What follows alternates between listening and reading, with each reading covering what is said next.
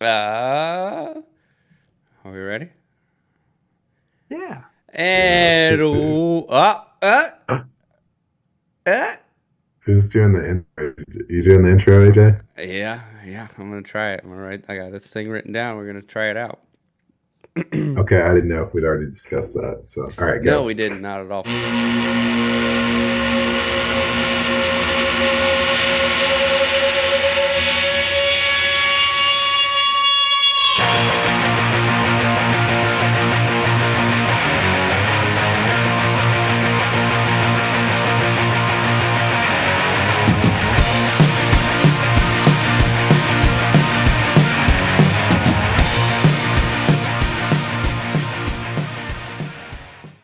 And welcome back. We are Rough Draft Research. You are the audience.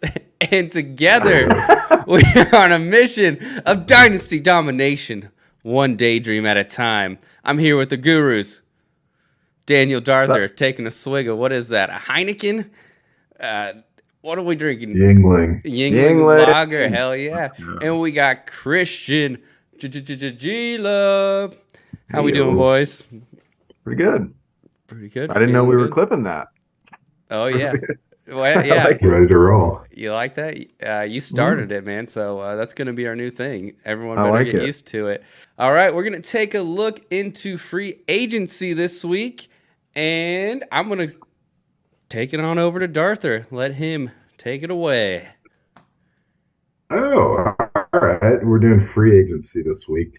Last week we did a little bit on the franchise tag and we talked some wide receivers. So we're going to do kind of the second half of that offseason veteran contract talk with the free agency this week. And it's kind of interesting, some major differences between what happened last year in free agency and what happens this year in free agency. It kind of comes down to the talent pool at the various positions. So if you remember last year, there wasn't really much for quarterbacks or running backs to go around, but there was like wide receivers for days. Everybody got their wide out and a half, and it was good to go. And then the draft come through, weren't any quarterbacks really, and plenty of wide receivers. So it's like, what's going on? How are these matching up? Well, they decided to flip it. Fast forward to 2023, and now we're staring down a whole grip of running backs sitting there. And then the quarterbacks, you got a couple first rounders coming out in the draft, and there's enough free agents to get you excited. But the wide receiver show is kind of like no blockbusters, nothing really going down. So what we're going to do is just give you guys a little bit of preview, kind of fun predictions, and just kind of our thoughts on the available free agents. We're just going to go through about 5 guys at every position. And but yeah, I guess before we get into it, we can think back to 2022 and how crazy of an offseason it was. It was fun to see some teams do some non-skill position moves. We saw the Bengals go all in on O-line. Kind of worked. Yeah, it kind of worked. And the Chargers were crazy on their defense. They got J.C. Jackson in there, and everyone was afraid of Khalil Herbert and Bosa. Like, what's going to happen here? And that did not kind of work. So yeah, we'll just save the skill position stuff for as we go through each position. So we're just going to jump in right here to the quarterbacks. Last year wasn't that sexy. There was a big deal about Mitchell Trubisky going over to the Steelers, for 2 years, $14 million, and then Marcus Mariota got that $18 million to go to Atlanta for 2 years, and that's kind of weird. This is spicy backup quarterbacks. It wasn't that sexy. So that was a free agent game, and so. Let's just take a look at a couple of top free agents coming up. We're going to go ahead, dating back to last week. We're pretty much assuming that Lamar and Daniel Jones aren't really moving teams. Yep. So I'm going to list out a couple of teams that I think are going to be looking for a quarterback in free agency. That being the Jets, the Bucks, the Saints, and probably the Commanders. And for the sake of this exercise, I'm going to assume the Colts and Texans, probably Seattle, are all looking in the draft for quarterbacks. So just listen out the top guys. We got Derek Carr, Jimmy G, Geno Smith, and I put in Baker Mayfield as the fourth guy. I don't know, Christian, if you had someone else you could slot in there. No. I mean, not that's a free agent right now. I was fine with Baker. He's going to get a pop. I mean, former number 1 overall pick is always going to get some interest. So as far as like talent wise, you can just tell me if you deviate from what I'm putting down on this, but I'm kind of putting Derek Carr at the top, followed by Geno. Yep. And surprisingly, I couldn't put Jimmy G above Baker, so I put Baker at number 3. That's what I think. That was my exact ranking as well. Okay. So I'm right there with you. I've been kind of uninterested in the Jimmy G experience for quite a bit. So like he's not doing a lot for me.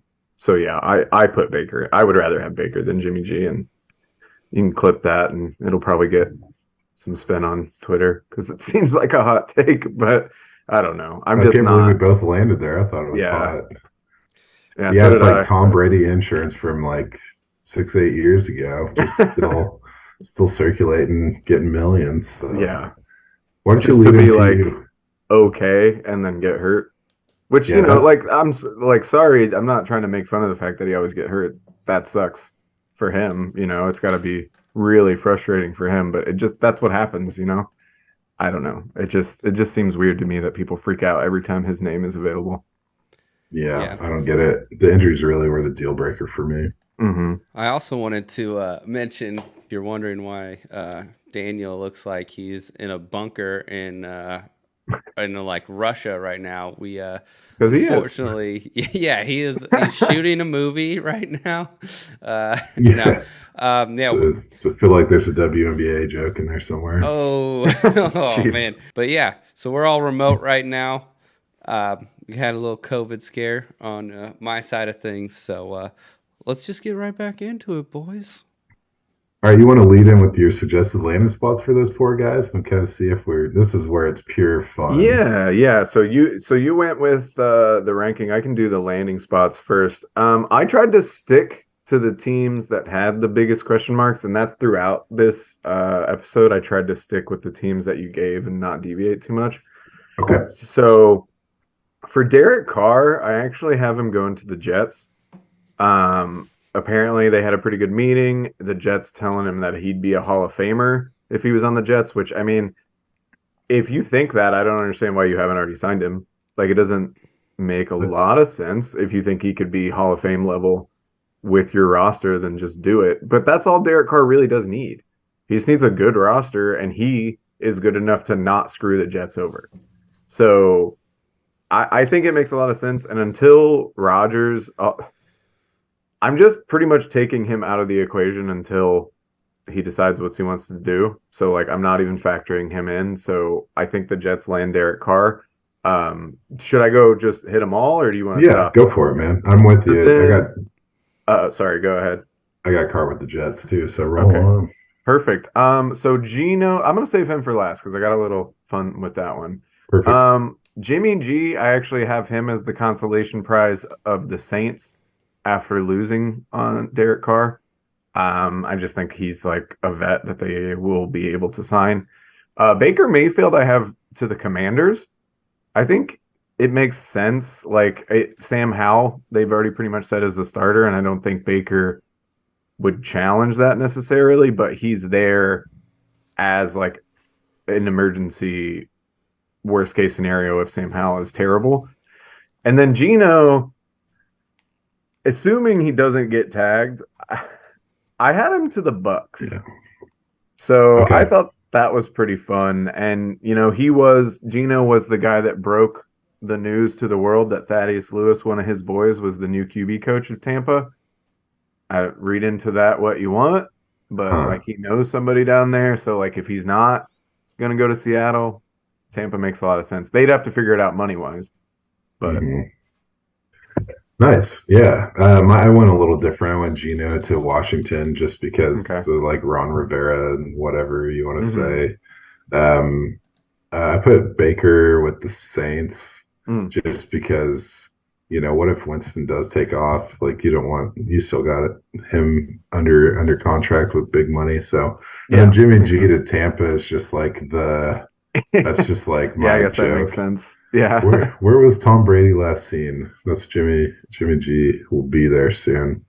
So okay, well, cool. That was fun. Let's roll into. I'm going into the running backs. I don't know if I put this in the most interesting order or not. Probably the least interesting, but remembering back to last year, Chase Edmonds is getting that free agency money, 2 years, 2 mil, probably to be the lead back for Miami, I guess. Hmm. Didn't really work out, but that's the kind of tasty nuggets we were dealing with last year in the free agency for running backs. Very dry. Like Leonard Fournette got re-signed with Tampa, which was, you know, interesting. I guess we'll see what happens. Um, but it's going to be a tough one this year, just with the vast number of free agents and the depth of the talent at the draft and kind of like the afterthought that the position has become. Yeah. So we're just going to go. I'm just going to assume, let's just assume Pollard, Josh Jacobs, and Saquon Barkley are all still with the same teams. And this is up for debate. You can slot in whoever you want, but I put the biggest needy teams as the Bills, the Panthers, Chiefs, the Bears, and obviously Miami. Just Hmm. pencil them in on this list every year. Just for them to not do it. Yeah, exactly. Um, and as far as talent rank, I actually put Miles Sanders at the top. Hmm. He was a real health guy the past couple of years, but now he got that seemingly he had a healthier season than usual, and it showed in the Yeah. stats. So I put Hmm. him up top with Demont, number two. Me too. Um, got Devin Singletary next. So this is where it gets weird. And then I put Kareem Hunt and Mm. finally Damian Harris. Oh, that's the same order they were already on the sheet. Wow, very creative. See, so I was with you, except I had Harris at 3, Okay, Singletary at 4, Hunt at 5. gotcha. So you just Yeah. got, and I can see that. Yeah. Um, I haven't loved what I saw from Hunt the past couple of years. I feel like the time for him to get traded and be like an explosive weapon was 2 years ago, and it didn't happen. And so I think he gets signed obviously somewhere and contributes. I just don't know that he's going to be like some crazy fantasy asset anymore. yeah. No, I'm with you, man. I agree. He easily could have gone there. I don't know why I went with Harris at the tail end of it, but it works for me. I think Those three were the hardest to me. Singletary, Hunt, and Harris. They're all kind of like in the same ballpark to me. yeah, I think upside wise, Singletary is the highest, so that's why I put him at the top. But Hmm. how about some landing spots?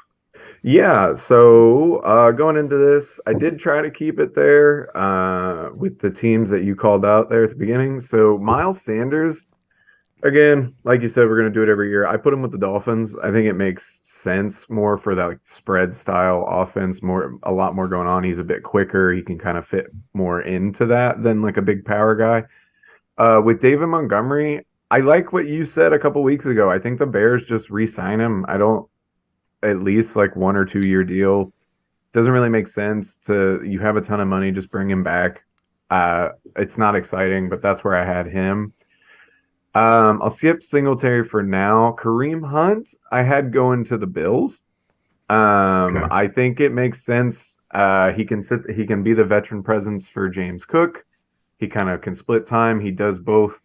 He did the receiving work in Cleveland and the running, so he can be a versatile weapon for them. I think it makes a lot of sense, and he probably will be decently cheap for a team that can't be like breaking the bank on guys necessarily. Um, which left Damian Harris kind of as the oddball out. So I landed him with Carolina. Um, I don't know. I don't know. I don't love it, but it does make sense. I don't think Donta Foreman's sticking around for too much longer. And then you've got Chuba Hubbard back there, but you need a vet. The Panthers could definitely go in the draft. So this is the one I'm most shaky on. But then for Devin Singletary, I put him somewhere with a caveat that Jerick McKinnon doesn't get re-signed. But I think Singletary makes a lot of sense as the second guy to Pacheco. You could have Pacheco as that like power runner, the thumper that you kind of need and was successful all year. And then Singletary is the change of pace guy, maybe more a receiving guy, which I think lends to more of his skill set anyway. So that's I don't think that one happens either because I think McKinnon just stays there. But if it doesn't happen, I could see Singletary moving. Yeah, it sucks that Clyde still got that last year, so it makes it a little awkward, right? Yeah, it is awkward. But I actually put Singletary to the Chiefs as well, so I think it makes perfect sense. I'd love to see it happen. That's the only common landing spot we have on the running backs, though. That's fair. I put Sanders to the Bills. I feel like he's got more of a power run that could supplement what James Cook is doing. Okay. I've got David Montgomery to Carolina. I think that's really hot. I did love him to the Bears, but for the sake of changing it up, I put him there and actually put Kareem Hunt to the Bears, kind of supplement the receiving need that team has. Okay. Makes sense. And then I got Damian Harris to Miami, and I feel like he's kind of a bruising back that they're missing because they have pieces that are kind of like, I don't know. They have like a variety of skills, a lot of out of the backfield pass catching, and they really need someone, I think, like a heavy hitter for goal line work and stuff like that. And I think Damian Harris could probably be that guy for them. Yeah, it makes a lot of sense. And those interdivisional transitions seem to happen quite often. So I'm with you. No, those make a lot of sense. This was the hardest one for me. Running backs are tough. Oh yeah, I mean, yeah, for so many reasons. We're going to be completely wrong on most of these. So, so going in the wide receivers, just remembering back last year, like I said, this is a little spicier than the other positions. We had the Jags that break the NFL by signing Christian Kirk, 4 years, 72. Yeah, and they went on top of it, doubled down, and got Zay Jones. With 3 years, 24 mil. It's pretty impressive. We know Juju and MVS, right? Super Bowl champs now. Re-up Mike Williams with the Chargers for $20 million a year. So that was a big money for a guy who, sometimes gets injured. Who knows? I don't know. He's never comes and goes. The Lions got DJ Chark for 10 mil. There was the tag and then signing of Godwin, along with Julio and Russell Gage, kind of an all-in Tampa Bay situation. And then, of course, no one can forget the Rams got their guy in Allen Robinson for a 3-year, $46 million. So hopefully everyone got their wide receivers last year because there ain't none this year. Just going back to the kind of setup we've been doing for these other free agent talks, we're going to pretty much say a lot of people are going after wide receivers, so it's fair game. Houston clearly going to go in the draft to probably get a big name, I would assume. So we'll take them out of it. But I'll put the needy teams as Chiefs, Vikings, Ravens, Packers, Pats, Chargers, Giants, pretty much everyone. Definitely the Titans, especially now with Robert Woods being released. So Dallas on there, the Bears, Carolina. Quite a few teams. So I'll get into my rankings of the free agents. I put Jacoby Myers as number 1. Yep, makes sense. Got Juju as the second, followed by Alan Lazard. DJ Chark was 4th, and Paris Campbell being the 5th. Interesting. So I went Myers at 1. I actually have Campbell at 2. Really? I like what I saw out of him, and I liked him coming out of the draft, and he's still fairly young. I think he's like a sleeper, and I think he'll be cheap. So he's like a really interesting option to me. I put Lazard at 3, Juju at 4, Chark at 5. Gotcha. Yeah, I can't argue with that. I really like Campbell. We've been talking about this for 4 years now, but I don't know. He he seems like the kind of guy that's going to be a great value and a great player, but I don't know if he gets, there's so much to do with like the money and the featured role and the pedigree. And he obviously has the talent, but he misses on a lot of those other traits that might not get him like that sexy opportunity. Like someone who needs a receiver bad enough to make him a superstar is probably not going his direction. That's fair. But it's all good. I got a great landing spot for him, so we'll let you get into spots, and then we'll see how it goes. Yeah, all right. So DJ Chark, he's at the top of our list, even though he's fifth. I actually had him going to the Titans. I think it's a cheap option, and he gives them speed, which I think they desperately need. They've got Burks. Westbrook Akina is even a free agent, I think, right? I don't know. It doesn't matter, but they need some speed. Chark would be relatively cheap. And like he still has it to a point. So that's what I like with him. For Alan Lazard, I actually have him going to the Giants. I think he makes sense up there. Big body, blocking receiver.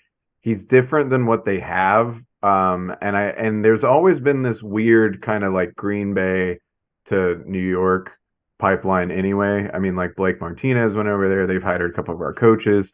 So like it just seems like stuff like that happens. James Jones went there for a while. So Lazard transitioning and being like a veteran presence for Daniel Jones next year. Juju, I sent him to Baltimore. Get hopefully Lamar Jackson some help. Paris Campbell, I have him going to the Bears. I think if they keep Fields, they could bring in weapons for him. I think they make a big move at wide receiver. I don't know if that's a trade or maybe they go after Myers or something, but I think Paris Campbell could be like a cheaper option for them that would give them a lot of explosiveness over the middle and like kind of on shorter, like slot, more slot stuff. I think it would work a lot. I think it would work pretty well. And then honestly, it's boring, but I put Jacoby Myers on the Patriots. It like they need receivers. It doesn't make sense to let the best one in free agency go and the one that's been on your team. Like he knows your system and everything. Yeah. If they tag him, it wouldn't be shocking. It's like a huge overpay, but like we talked about with David Montgomery, like why not just stabilize your system? It's worth a couple $1 million. Let's see, we didn't really line up too heavy on this one. I had Lazard to the Giants, so I'll give you that. I put DJ Chark with Dallas, and I know it's kind of a weird, I don't know. I think that actually works really well. I put Jacoby Myers to the Ravens. Okay. What are you going to do? I put Juju to the Titans. Okay. Which is kind of a weird one, but I think it actually works really well. And then let's see, Paris Campbell, I put to the Chiefs. Like Nicole's gone, potentially Juju gone. I felt like, I just love to see Paris Campbell and Kadarius Toney out there with MVS and Sky Moore. Like that sounds like they could win with that, right? Yeah, it'd be a lot of shake and bake, dude. Bake and bake, and then you got, I guess it'd be shake and shake. Shake and shake. Whew. And Travis Kelce do the rest. So, and then obviously you got Devin Singletary getting those dump offs. It'd be fine. There we go. But I'm for hire, Kansas City. You can get at me. I think I got all the guys in there. Yeah. And then we're at the best position, the tight end position, everyone's favorite. So we're looking at last year. We got CJ Uzama. He gets that 3-year, $24 million to be Jack Conklin's backup. So that's fucking cool. And then the Chargers got Gerald Everett, and there's a bunch of tagging and stuff like that happens.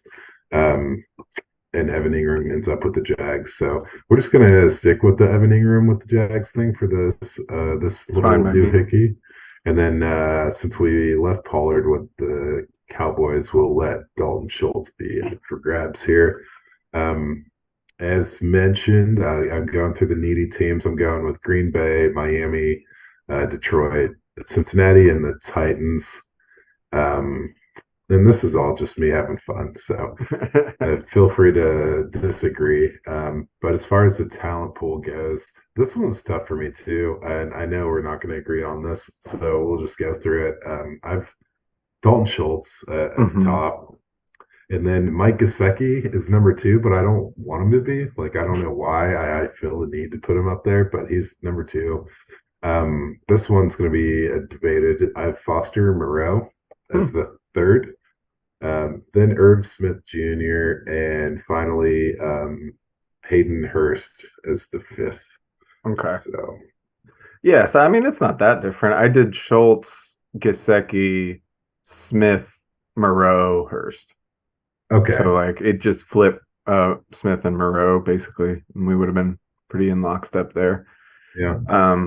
As far as landing spots go, I'm sticking with that. I think Mike Gesicki might end up in Green Bay. They may figure out the money, and like I don't think he's going to be crazy expensive after this year. But they've been looking for like an athletic pass catching tight end for a minute. Apparently, there was at least enough on the rumor mill that like they were asking about Gesicki, they were asking about Waller. It kind of makes sense to me. Hayden Hurst, I put in Detroit. I don't think they want to like spend a lot of value on the tight end room. I mean, they did that with TJ Hawkinson and it worked, but then they got rid of him and their offense seems to be working. So just having like a vet there, I think makes a lot of sense. Pretty cheap there. Irv Smith, I sent to Cincinnati. I think getting Joe Burrow like an athletic actual weapon at tight end would be really good for him. And Irv Smith would be like a relatively cheap option, even though Cincinnati has quite a bit of money. I thought about putting Dalton Schultz there, but I saw, and I forget who did this, and I'm feeling insulted, but I saw somebody place Dalton Schultz to the Chargers. And I thought that made a lot of sense to me. I mean, you'd have to figure it out with Everett there, and they don't have a ton of money. So this one's a bit of more of a wild card, but getting Herbert back, that like consistent tight end would be a lot of good. And then Foster Moreau, I put on the Titans. I don't know. I think Okonkwo is going to be fine there. So I don't know. I didn't really know what to do with Foster Moreau, to be honest with you. He didn't really fit in a lot of places, but I do think Okonkwo and Moreau would be like a nice 1-2 punch there. Nice. I like that. I put Moreau in Green Bay. Okay. I'm actually pretty impressed by him. He actually had his career receiving yards greater than Irv Smith Jr. I was surprised to see that. Yeah. I put Smith with the Bengals. So okay. Hurst I put in Miami because I think they need more of a blocker than a receiver, and Hurst is kind of a more dynamic at the blocking level than the rest of these guys. Gesicki I put in Detroit just because they seem like they're just going like sexy weapons all the way. And then the Titans, I got Dalton Schultz with them. So nice. It's a little bit of this, a little bit of that. But I mean, we'd be kind of missing the big news of the offseason last year if we didn't talk trades a little bit. So I'm just going to go rapid fire on some names that got traded. We'll all remember this, but it was Tyreek, Deshaun Watson, Amari Cooper, Matt Ryan, Robert Woods, Russell Wilson, Devontae Adams, AJ Brown, Hollywood Brown, Carson Wentz, Baker Mayfield. It was pretty sexy. So I'm going to see, do you have any potential trades you see out there for this year? Anyone unhappy or just anything? Give me your thoughts on that. So I have 3 guys that like make sense as far as like the team could save cap and they still have trade value. Nobody that's unhappy necessarily. The first one, brought it up a couple weeks ago. Keenan Allen is interesting. The Chargers can free up 14.8 by releasing him, but I think like why wouldn't a team trade for Keenan Allen and pay him 14.8? You know what I mean? Like the Chargers are already going to pay half that contract, so like that makes sense, and it clears up a lot for the Chargers. They'd immediately have a need at wide receiver, but clear up 15 million, they could make that work. The other two, the other one involves a quarterback. I think Ryan Tannehill makes a lot of sense to go. They could save 17 million by cutting him, but again, why wouldn't a team that needs a quarterback trade for Ryan Tannehill, a vet with proven success that you're only going to pay 17 million for because the other half of his contract is in Tennessee? So that makes a lot of sense to me. And then I have one for the Bengals. It's a weird one because of the legal situation, but Joe Mixon, you could cut him and save 7.3 mil. I don't know that anybody would trade for him right now, but if that got cleared up and you were looking to move on from Joe Mixon, one of these running back needy teams would definitely swoop him up, I think. Oh yeah. Yeah, I like your Chargers talk. I forgot to think of Kellen Moore with Dalton Schultz. I think that actually makes a lot of sense if you're talking that. I got just one for the Bengals, and it is it's going to be Tyler Boyd. So in 2023, his cap hit is like 1.4 million. So they could save 9 million by cutting him, and they could roll that money into a long-term deal with T. Higgins. Mm-hmm. So, I mean, trading him, I guess, trade him and use some money to ink T. Higgins long-term. So that's my big trade thing, man. It's not going to be as cool as last year. I'm sure they'll find a way to keep us entertained. But well, here at RDR, we're going to – dude, that was nuts. Yeah. But in case the NFL doesn't keep you entertained, we got your back on that. So join us on Sunday. We're going to go and do running back profiles, get a little Glover vision. You know what I mean? So come back for that, man. Yeah, I'm excited. Thanks for joining us. Yeah, if you like what you see, subscribe, see more of it. I don't know. Let's do it. Just come back twice a week. All right. Come hang out with us. All right. Rest, herb, peace. Peace out. Later. Maybe sleep with the nurse says, or the fish. I don't know. He's like, oh, he gets injured. I don't need to say he's going to be sleeping Go with to the nurse's but, office, like, maybe.